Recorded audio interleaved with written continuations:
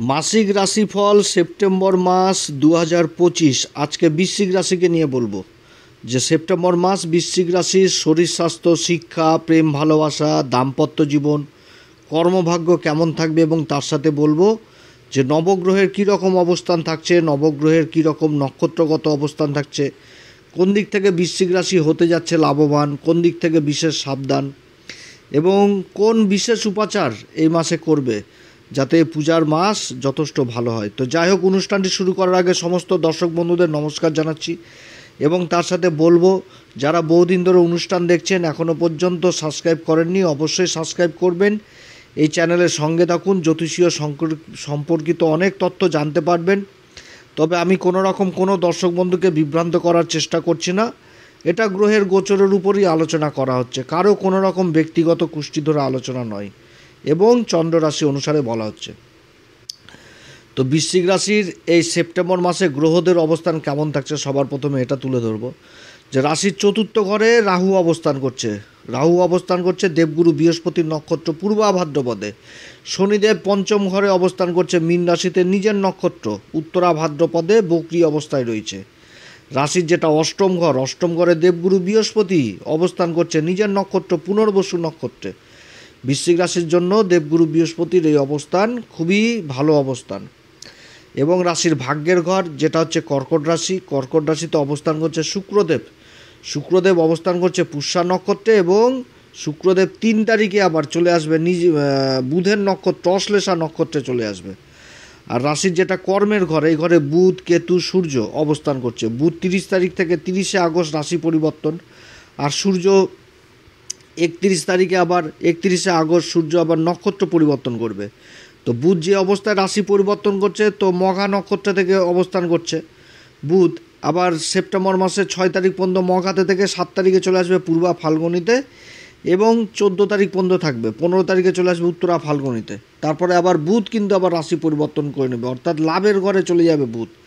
লাভের ঘরের অধিপতি লাভের ঘরে মূল ত্রিকোণ রাশি উচ্চ অবস্থায় অবস্থান করবে বৃশ্চিক রাশির ক্ষেত্রে এই 15 তারিখ থেকে। তো বুধের পরিবর্তন, তারপরে সূর্যদেব পূর্বা ফাল্গুনী নক্ষত্রে 31 তারিখ থেকে অবস্থান করছে এবং 14 তারিখ পর্যন্ত তো পূর্বা ফাল্গুনিতে থাকবে। তারপরে চলে আসবে নিজের নক্ষত্র উত্তরা ফাল্গুনিতে থেকেই সূর্য আবার রাশি পরিবর্তন করে চলে যাবে লাভের ঘরে, কর্মের ঘরের অধিপতি। আর কর্মের ঘরে কিন্তু কেতু অবস্থান করছে, আবার কেতু থাকছে পূর্বা ফাল্গুনী নক্ষত্রে। অপরদিকে শুক্র আবার 14 তারিখে রাশি পরিবর্তন করে কর্মের ঘরে শুক্র আর কেতুর জুতি হবে। আর রাশির যেটা একাদশ ঘর লাভের ঘর, এই ঘরে মঙ্গলদেব অবস্থান করছে। মঙ্গলদেব সেপ্টেম্বরের 3 তারিখে চলে আসবে নিজের নক্ষত্র চিত্রা নক্ষত্রে চলে আসবে। চিত্রা নক্ষত্র নিজের নক্ষত্র, চিত্রা নক্ষত্রের অধিপতি মঙ্গল এবং অধিপতি দেবতা হচ্ছে বিশ্বকর্মা। তো লাভের ঘরে অবস্থান করবে 13 তারিখ পর্যন্ত, তারপরে আবার মঙ্গলদেবও রাশি পরিবর্তন করে নেবে রাশির অধিপতি এবং শনির সাথে তখন সমসপ্তম যোগ শেষ হবে, কিন্তু ষষ্টাষ্টক যোগ আবার তৈরি হয়ে যাবে। তো যাই হোক, গ্রহদের যে অবস্থান তাতে সবথেকে বড় ভালো অবস্থান হচ্ছে কর্মের ঘরটা অ্যাক্টিভ রয়েছে। সূর্য কর্মের ঘরের অধিপতি কর্মের ঘরে অবস্থান করছে, লাভের ঘরের অধিপতি কর্মের ঘরে অবস্থান করছে বুধ। সূর্য বুধের জুতিতে বুধাদিত্য যোগ এবং দেবগুরু বৃহস্পতি সবথেকে বড় ভূমিকা পালন করছে, একদম গার্জেনের মতন ভূমিকা পালন করছে। কারণ মঙ্গলের সাথেও যেরকম কেন্দ্রের সম্পর্ক হয়েছে সেরকম শনির সাথেও কিন্তু কেন্দ্রের সম্পর্ক হয়ে গেছে। এবং দেবগুরু বৃহস্পতি যেরকম শুক্রের মূল ত্রিকোণ রাশি তুলা রাশিকে দেখছে পঞ্চম দৃষ্টি দিয়ে, সপ্তম দৃষ্টি দিয়ে দেখছে নিজেরই রাশি ধনু রাশিকে, যেটা ধন সম্পত্তির ঘর, এবং শনির আবার মূল ত্রিকোণ রাশি যেটা কুম্ভ রাশি চতুর্থ ঘরের উপর দৃষ্টি থাকছে, অর্থাৎ রাহুর উপরেও দৃষ্টি থাকছে। রাহুর সাথে দেবগুরু বৃহস্পতির আবার নবম পঞ্চম যোগ তৈরি হয়েছে। তো এই তো হচ্ছে গ্রহদের অবস্থান এবং নক্ষত্রগত অবস্থান, খুবই ভালো অবস্থান। কর্মের ঘরটা একদম সম্পূর্ণভাবে অ্যাক্টিভ থাকছে এই সেপ্টেম্বর মাসে। বৃশ্চিক রাশির ক্ষেত্রে যদি শরীর স্বাস্থ্য নিয়ে সবার প্রথম আলোচনা করি, তো রাশির অধিপতি মঙ্গলের সাথে শনির সমসপ্তম যোগ। তো সমসপ্তম যোগ আবার মঙ্গল অবস্থান করছে শত্রুদের রাশি কন্যা রাশিতে। তো সেনাপতি হচ্ছে মঙ্গল, শত্রুদের রাশিতে যখন থাকবে তখন তো শরীরচর্চা প্রাণায়াম এগুলার তো প্রয়োজন। তো যার জন্য শরীরচর্চা কিন্তু অবশ্যই করতে হবে বৃশ্চিক রাশিকে, শরীরচর্চা প্রাণায়াম যোগ ব্যায়াম এগুলো অবশ্যই প্রয়োজন রয়েছে। এবং কর্মের ঘরে আবার সূর্য কেতু বুধের জুতি রয়েছে। অষ্টম ঘরে দেবগুরু বৃহস্পতির জুতি। খাওয়া দাওয়ার দিকে বিশেষভাবে খেয়াল রাখতে হবে এবং যাদের অ্যালার্জি জাতীয় সমস্যা রয়েছে যাদের ত্বকজনিত সমস্যা রয়েছে, স্কিনের প্রবলেম রয়েছে, চোখের প্রবলেম রয়েছে, দাঁতের প্রবলেম, চুলের প্রবলেম, এই সমস্ত কিন্তু বৃদ্ধি পাবে যাদের রয়েছে। এদিক থেকে কিন্তু বিশেষভাবে সাবধান কিংবা কেয়ার নিতে হবে। তো শারীরিক এরকম প্রবলেম থাকবে আর কি। বৃশ্চিক রাশির যদি শিক্ষার দিকটা আলোচনা করি, তো শিক্ষার দিকে শিক্ষার ঘরে শনিদেব অবস্থান করছে। তো শনি তো বিনা পরিশ্রমে ফল দেয় না, তো নিজের ঘরে বক্রী অবস্থায় রয়েছে এবং যে নক্ষত্রে, সেই নক্ষত্রে কিন্তু অবস্থান উত্তরা ভাদ্রপদ নক্ষত্রে অবস্থান করছে। আর কেতু কিন্তু কর্মের ঘরে অবস্থান করছে পূর্বা ফাল্গুনী নক্ষত্রে। তো সূর্যের সাথে জুতি এবং বুধেরও জুতি রয়েছে। তো অঙ্কের দিকে যারা অঙ্ক নিয়ে বেশি গবেষণা করছেন বা অঙ্ককে যারা পছন্দ করেন, তাদের ক্ষেত্রে কিন্তু এই মাসটা খুব ভালো মাস হবে। অঙ্কে, ম্যাথামেটিক্স, এই দিকটা কিন্তু খুব ভালো লক্ষণীয় হচ্ছে। বা অঙ্ক নিয়ে যারা পড়াশোনা করছেন, এই জায়গাটা খুব ভালো জায়গায় উঠে আসছে। এছাড়া যারা রিসার্চ জাতীয় বিদ্যার সাথে যুক্ত রয়েছেন, ইঞ্জিনিয়ারিং নিয়ে যারা পড়াশোনা করছেন, তাদের জন্য ভালো। যারা ইঞ্জিনিয়ারিং কোর্স করছেন, যে কোনো সাবজেক্টের উপর, সফটওয়্যার হোক বা কম্পিউটার সায়েন্স নিয়ে হোক বা মেকানিক্যাল হোক বা যেগুলো মানে এক কথায় বলতে গেলে সিভিল ইঞ্জিনিয়ার থেকে আরও সব যারা ইঞ্জিনিয়ারিং ডিপার্টমেন্টে রয়েছেন, তাদের জন্য কিন্তু শিক্ষার জায়গাটা যথেষ্ট ভালো। একটু পরিশ্রম করলেই উন্নতির যোগ রয়েছে। বৃশ্চিক রাশির যদি প্রেম ভালোবাসার জায়গা নিয়ে আলোচনা করি, এটা মোটেও ভালো না। প্রেম ভালোবাসার জায়গাটাতে একটা বিপরীত পরিস্থিতি থাকবে, পর্দা থাকবে, মানে একটা ইগোর ভাব থাকবে, অহংকার ভাব থাকবে, জেদ, ক্রোধ, এগুলোও কিন্তু যথেষ্ট কাজ করবে। তো এটা বন্ধুদের মহলেও বেশি থাকবে। তো অতএব এদিক থেকে সাবধান, যে এমন কথা প্রয়োগ করবো না যাতে সামনের থাকা বন্ধুই নষ্ট না হয়ে যায়। অতএব এদিক থেকে সাবধানে থাকতে হবে। এবং পিতা মাতাদেরও কিন্তু সন্তানের প্রতি প্রেম ভালোবাসা থাকবে, কিন্তু সন্তানের জেদ রক্ষা করতে জীবন শেষ। টাকা পয়সা কিন্তু খরচাপাতিও হবে এই সময়কালে। দাম্পত্য জীবন নিয়ে যদি বলি, বৃশ্চিক রাশির দাম্পত্য জীবনের জায়গাটা যথেষ্ট ভালো। দাম্পত্য জীবন যথেষ্ট ভালো থাকবে, প্রেম ভালোবাসার জায়গা যথেষ্ট ভালো থাকবে। থাকা, ঘোরা, খাওয়া দাওয়া এগুলো যথেষ্ট বৃদ্ধি পাবে। কেনাকাটি এগুলোতেও খরচাপাতি যথেষ্ট বৃদ্ধি পাবে। এবং জীবনসাথী যে কর্ম করবে, সেই কর্মেও বিশেষ উন্নতির যোগ রয়েছে। সমাজে মান সম্মান যথেষ্ট অধিকারী হবে জীবনসাথী। কর্মক্ষেত্রে বিশেষ উন্নতির যোগ রয়েছে বৃশ্চিক রাশির ক্ষেত্রে জীবনসাথীর। এবং বৃশ্চিক রাশির যদি দাম্পত্য বলছি কর্মভাগ্য নিয়ে আলোচনা করি, তো ভাগ্যের ঘরের অধিপতি তো চন্দ্রমা তো বাড়ে আর কমে, এবং সোয়াদু দিনে তো রাশি পরিবর্তন করে নাই। তো ভাগ্যের জায়গাটা অন্যরকম আলোচনা। আর কর্মের যে জায়গাটা, সেটা কিন্তু খুব ভালো থাকছে। কর্মের ঘরের অধিপতি কর্মের ঘরে অবস্থান করছে এবং লাভের ঘরের অধিপতির সাথে জুতি তৈরি করেছে মাসের মধ্যভাগ পর্যন্ত। আর রাশির অধিপতি লাভের ঘরে অবস্থান করছে, শুক্র ভাগ্যের ঘরে অবস্থান করছে। এই যোগগুলো তো খুব ভালো যোগ। এবং শনি মঙ্গলের আবার সমসপ্তম যোগ রয়েছে। যে কাজটা হবে সেটা ধীর গতিতে হবে না, একদম খুবই গতিশীল, মানে গতি পেয়ে যাবে এক কথায় কাজকর্মে। যে অনুশাসন যেরকম থাকবে সেরকম টাইম মেনটেন হবে। এগুলো যে সময়ের মধ্যে কাজ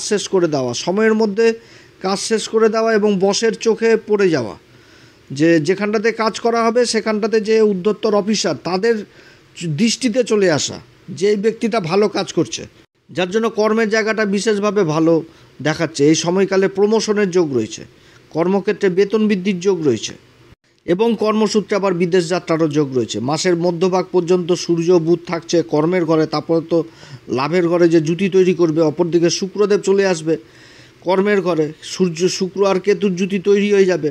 আর ওদিকে মঙ্গল চলে যাবে হচ্ছে দ্বাদশ ঘরে। তো অবস্থানগুলো যথেষ্ট ভালো অবস্থান, কারণ মঙ্গল যখন রাশি পরিবর্তন করবে, এই মঙ্গলের সাথে যেরকম শনির ষষ্ঠাষ্টক যোগ তৈরি হয়ে যাবে, সেরকম কিন্তু আবার দেবগুরু বৃহস্পতির দৃষ্টি থাকবে মঙ্গলের উপর। অর্থাৎ বিদেশ সংক্রান্ত কাজগুলো যথেষ্ট ভালো হবে। যারা ইম্পোর্ট এক্সপোর্টের কাজের সাথে যুক্ত রয়েছেন, সেই কাজগুলো যথেষ্ট ভালো হবে। এছাড়া যারা বিদেশি টেন্ডারের অপেক্ষায় রয়েছেন বা বড় বড় প্রজেক্টের আশায় রয়েছেন, বড় বড় কোম্পানির, বাইরের কোম্পানি, তাদের ক্ষেত্রে যথেষ্ট ভালো কর্মলাভ হবে। কর্মের দিকটা যথেষ্ট ভালো উঠে আসছে এবং কর্মক্ষেত্রে মান সম্মান যথেষ্ট উঠে আসবে। নিজের প্রতিভা গুণ এগুলো কিন্তু উঠে আসবে। শুক্র যখন এই কর্মের ঘরে চলে আসবে, কর্মক্ষেত্রে প্রতিভা জিনিসটা চলে আসবে। অর্থাৎ বৃশ্চিক রাশি নিজের পরিশ্রম এবং পরাক্রমের মনোভাব সফলতার দিকে নিয়ে যাবে। এত সুন্দর একটা অবস্থান হচ্ছে। নিজের দায়িত্ব, নিজের কর্তব্যকে পূরণ করতে পারবে। সরকারি এবং বেসরকারি কর্মচারীদের জন্য শ্রেষ্ঠ মাস হয়ে যাবে এই সেপ্টেম্বর মাস। প্রমোশন অবশ্যই ভাবি, মানে প্রমোশন হওয়ার প্রবল সম্ভাবনা থাকছে। ব্যবসায়িক ক্ষেত্রেও কিন্তু যথেষ্ট ভালো। যারা সরকারকে মাল সাপ্লাই দিচ্ছেন বা সরকারের দিক থেকে কোনো টেন্ডারের আশা করছেন তাদের জন্য যথেষ্ট ভালো। জায়গা জমি সংক্রান্ত কাজগুলো যথেষ্ট ভালো হবে, ভূমি সংক্রান্ত কাজগুলো যথেষ্ট ভালো হবে এই সময়কালে। সরকারের টেন্ডারের কাজ করছেন, বড় বড় কনস্ট্রাকশনের কাজের সাথে যুক্ত রয়েছেন, সেই কাজগুলোতে উন্নতির যোগ রয়েছে। আবার গোপনে ধরাধরি করে যে কাজগুলো হয় সেই কাজগুলোও যথেষ্ট ভালো হবে। মোট কথা কর্মের জায়গাটা সব দিক থেকে ভালো দেখাচ্ছে বৃশ্চিক রাশির ক্ষেত্রে। সব দিক থেকে কর্মে উন্নতি, আর্থিক উন্নতির যোগ রয়েছে। যারা খাবারের ব্যবসার সাথে যুক্ত রয়েছেন, খাবারের কোনো প্রোডাক্টের কাজের সাথে যুক্ত রয়েছেন, সেই কাজগুলো যথেষ্ট ভালো হবে। হোটেল, রেস্টুরেন্ট, তারপরে ক্যাটারিং, এই সমস্ত কাজগুলো ভালো হবে। যারা মিষ্টান্নর কাজের সাথে যুক্ত রয়েছেন সেই কাজগুলো ভালো হবে। যারা হস্তশিল্পী সেই কাজগুলো যথেষ্ট ভালো হবে। যারা বাড়িঘরের ইন্টেরিয়র ডেকোরেশনের কাজের সাথে যুক্ত রয়েছেন সেই কাজগুলো ভালো হবে। কর্মের জায়গা যথেষ্ট ভালো। এবং যারা ব্যাংকিং সেক্টরে বা ফাইন্যান্স ডিপার্টমেন্টে কাজ করছেন তাদেরও প্রমোশনের যোগ থাকছে এই সময়কালে। অর্থাৎ কর্মের জায়গাটা চারিদিক থেকে একটা উন্নতির যোগ থাকছে বৃশ্চিক রাশির ক্ষেত্রে। তবে এটাও ঠিক, এটাও মনে রাখতে হবে যে যে কর্মেই যুক্ত থাকুক বা যে সরকারি হোক বেসরকারি হোক, যেখানটাতেই কাজ করবে সেখানটাতে বসের সাথে সম্পর্ক ভালো রাখতে হবে। হ্যাঁতে হ্যাঁ, নাতে না, এরকম সুর মিলিয়ে চলতে হবে। এ সময়কালে যারা ব্যবসা করছেন, যারা মহাজনের সাথে কারবার করছেন, তা মহাজনের কাছ থেকে এক্সট্রা ইনসেন্টিভ পাওয়ার প্রবল সম্ভাবনা থাকছে এই মাসে। খুবই ভালো সময় বৃশ্চিক রাশির ক্ষেত্রে কর্মের জায়গাটা। তবে কর্মের ক্ষেত্রে আবার সূর্য কেতুর জুতি, এখানটাতেও কিন্তু একটা গ্রহণযোগের ব্যাপার থাকবে। এটা কোন দিক থেকে, যে নিজের কর্মের কোনো গোপন তত্ত্ব কারোর সাথে কিন্তু আলোচনা করা যাবে না যতক্ষণ পর্যন্ত সাকসেস না হওয়া যাচ্ছে। এদিক থেকে সাবধান। কর্মক্ষেত্রে বাকবিতণ্ডায় কারোর সাথে জড়িত হওয়া যাবে না। বড় অফিসারদের সাথে তো ভুল করেও না, সরকারি কর্মচারীর সাথে তো ভুল করেও না, না তো কিন্তু অসুবিধায় পড়তে হবে। এবং যে নক্ষত্রগুলোতে অবস্থান করবে এই বুধ, সূর্য, কেতু, যে মঘা নক্ষত্র, তারপরে পূর্বা ফাল্গুনী নক্ষত্র, তো এই নক্ষত্রে থাকাকালীন কি একটা সুখ বৃদ্ধি কাজ করবে, যে কর্মক্ষেত্রে সাকসেস পেয়ে যাওয়া, নিজে আনন্দ ফুর্তি, এগুলো কিন্তু যথেষ্ট বৃদ্ধি পাবে।